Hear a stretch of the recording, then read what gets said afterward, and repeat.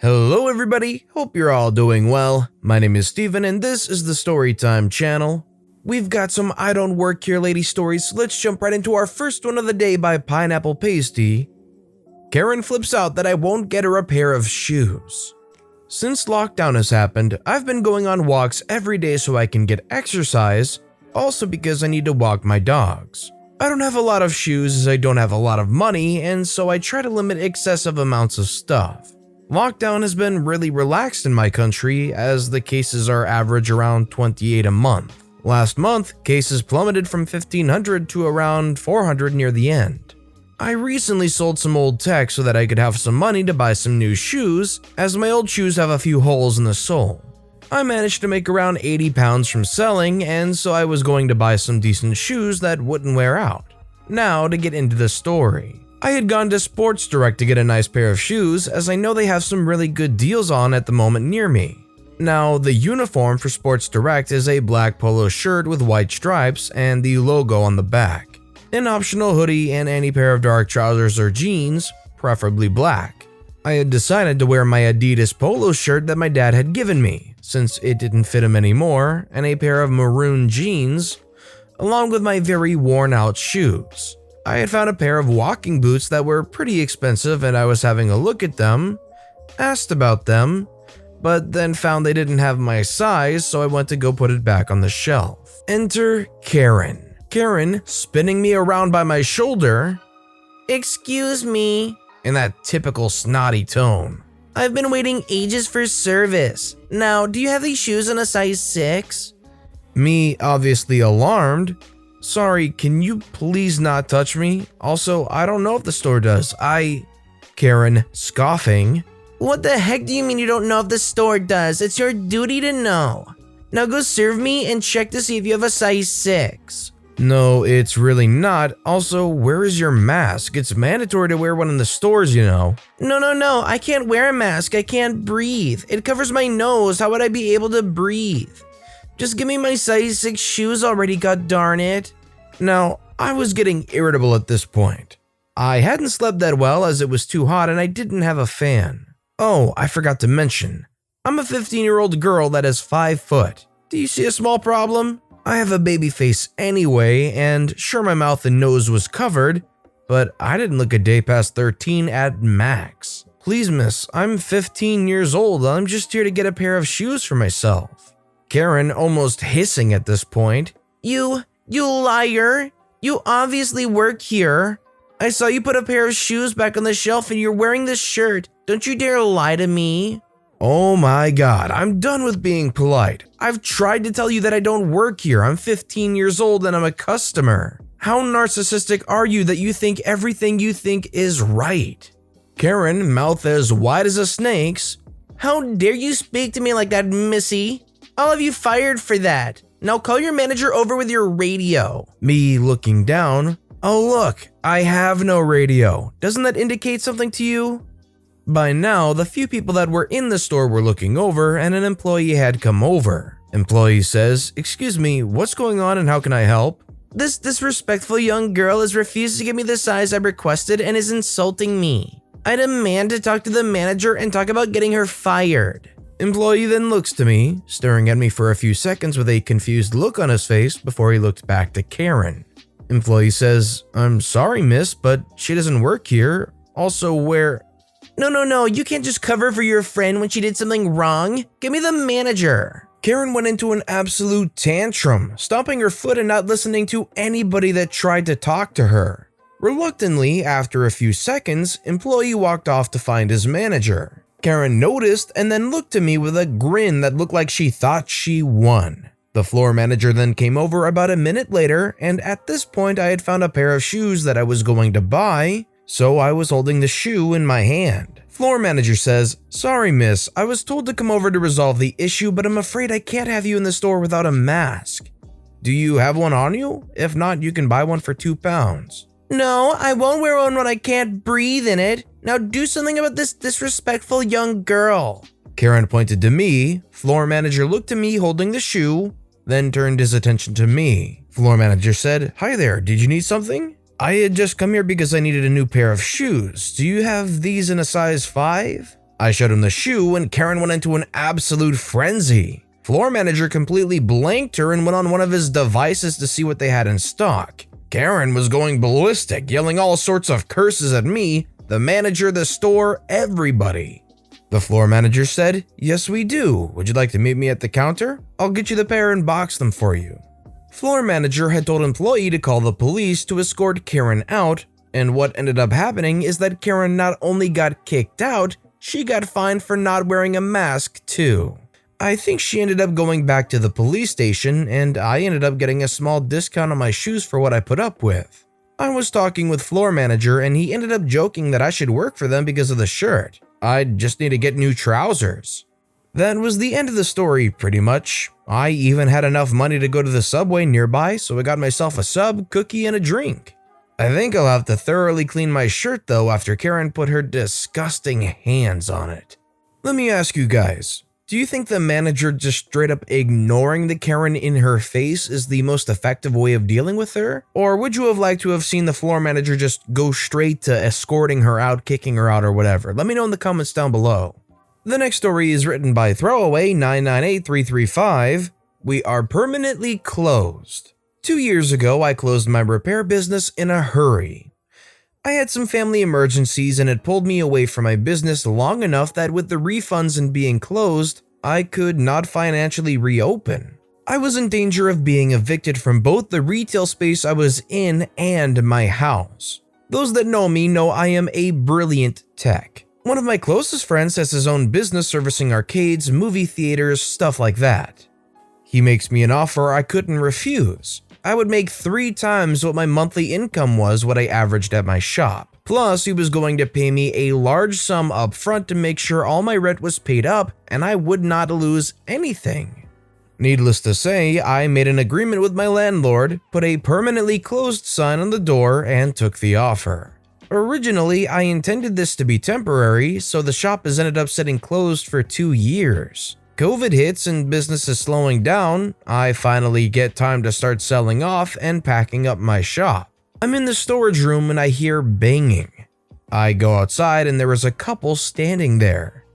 The woman starts yelling as soon as she sees me. "Finally, someone is actually here." I point to the sign. "I have been here every week for 2 months. Why are you always closed?" I point to the sign. "Stop playing games and speak to me." I point to the sign and start to walk away. "Don't walk away from me. I need my wine cooler fixed. I'm losing X amount of money a day of wine every day. It's down. I'm going to sue you for my losses." I walk back to the door, pull off the sign, watching her face get excited like she won. I take my finger and just follow the work, yelling through the door, "We are permanently closed."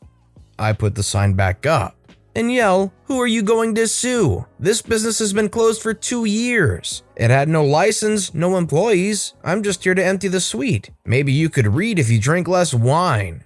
The husband, who had been standing behind her the entire time quiet, almost burst out laughing. You know she is probably dragged in there every week with her and had to argue with her about us being permanently closed every time.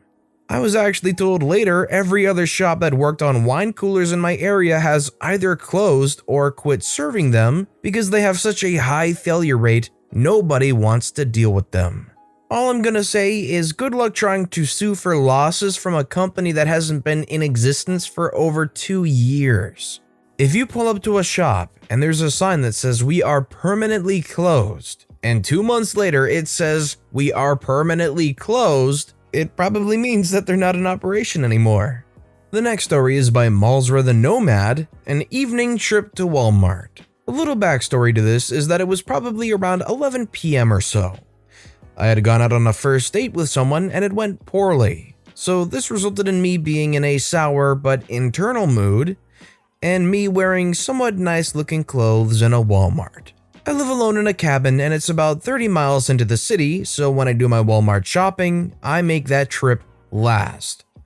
The price I pay is usually a cart overflowing with groceries, cleaning stuff, HBA products, all that. So because I'm near the tail end, I'm heading to the frozen section.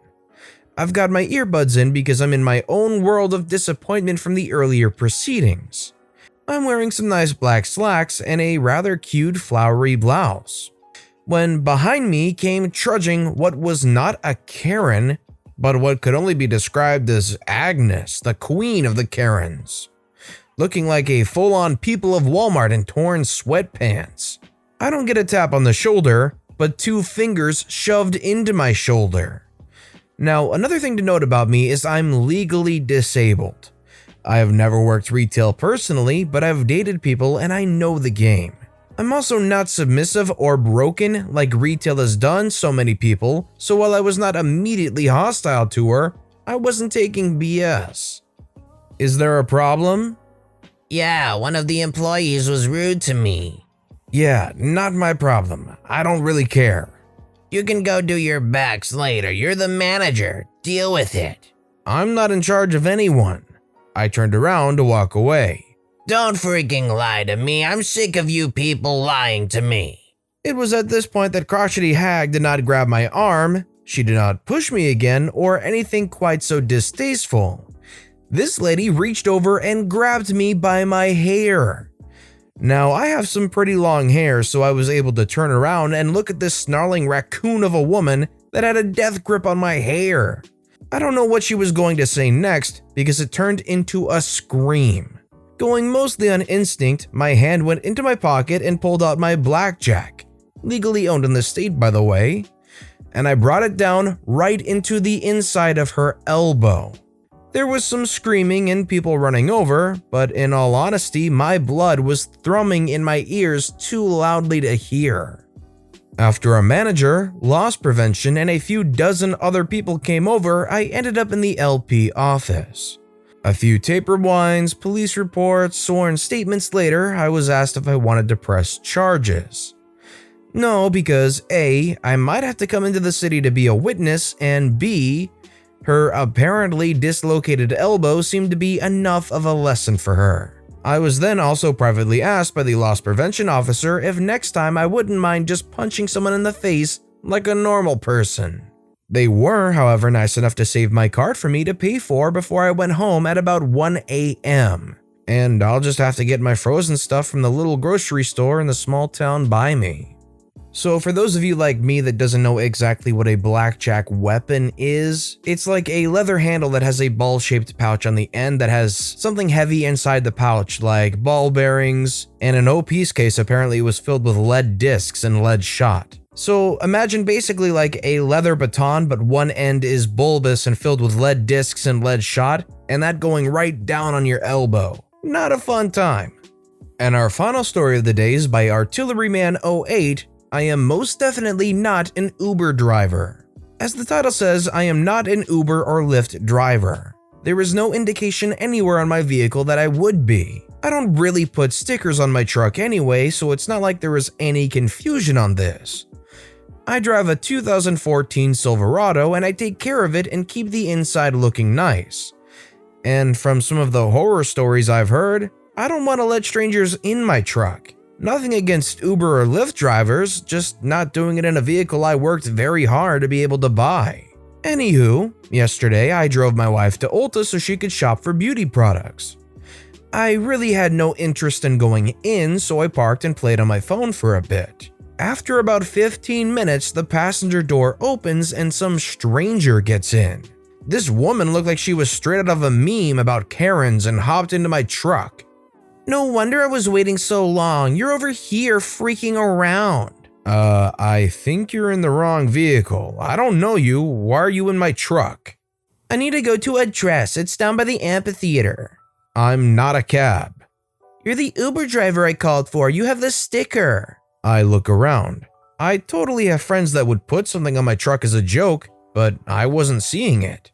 Ma'am, you must be seeing things. There is no sticker on my truck. I'm not an Uber driver. Random lady pulls out her phone and with a tone of such superiority that I immediately just want to push her out of the door says, "My app says that the driver will be in a blue Ford Focus and that's you." I laughed. Out loud. What is so funny? I'll tell you what. I'll give you a free ride to the eye doctor to get you some glasses. You said your driver was in a blue Ford Focus, a small car, and you confused it with a dark gray Chevy Silverado, a pickup truck? In no possible trick of the light could those ever get mixed up. You obviously need glasses, Mrs. Magoo. I'm sure everyone is about to be shocked by your next line. I've read enough Reddit stories and even written one or two. I should have seen this coming. How dare you? I'm not your driver. I don't drive for Uber. There is no sticker. You got into the completely wrong vehicle. The only thing that I can see as a reason is that either your eyesight is terrible or you are starting to come down with Alzheimer's or dementia, which would be tragic, but I don't think is the case. I was watching the Karen rage build up in her face. I was expecting the explosion, but she switched tactics on me. I thought she was gonna zig, but she zagged. Well, I still need a ride and you aren't doing anything, so why don't you just take me there? I can give you $5. She said this like she was trying to bribe a little kid with a piece of candy. I might have been willing to give her a ride. I'm a nice guy to most people and generally am willing to help people out. However, her condescending tone got under my skin and I'm not going to reward that kind of behavior. No, and you need to get out. My wife is here. She had just shown up. This lady had the audacity to roll down the window and tell my wife, "You can wait, I need a ride." It was that moment too that I just happened to see a blue Ford Focus driving really slow in front of the stores and the driver looking around. Obviously her ride. I started speaking slowly while keeping an eye on the driver. "Ma'am, listen." Pause for dramatic effect. "I am not driving you anywhere. I'm taking my wife home, and she definitely doesn't have to wait for you. You need to get out of my truck before I call the police. If you are waiting for your ride, you need to settle that with Uber. By the way, the Uber driver you are waiting for is leaving the parking lot right now." I pointed to the blue car that was moving to the lot's exit back onto the road. She flung my door open and tried to go chasing after him. It was pretty comical, really. My wife gets in and says, "You have a strange taste in hookers." I say another 5 minutes and I think I could have gotten a free handsy. We drove past her on the way out. She didn't look happy. Well, I'm glad that the wife took it okay coming back to the truck and finding another woman sitting in the passenger seat. Although the Karen did enough speaking for herself to really shut down any concern. To be honest, if I'm ever sitting in a car while somebody's inside a store or something, I always just lock the door out of habit anyway. Especially if I'm not paying attention to anything going on because I'm kind of just particular like that. I've always got the doors locked. But with that being said, that's all the time we have for today, so if you have a favorite story of the day, let me know which one and why in the comments down below. But besides that, if you enjoyed the video, please consider giving it a like and subscribe if you haven't. And make sure to click the bell to turn notifications on too so you'll never miss an upcoming video. No matter what you did, whether it was liking, commenting, subscribing, thank you for supporting me right here on the Storytime channel. It all helps the channel grow immensely, so thank you so very much for supporting me. I hope you all have a wonderful day, and until next time, I'll be reading even more stories to share with you guys right here on the Storytime channel.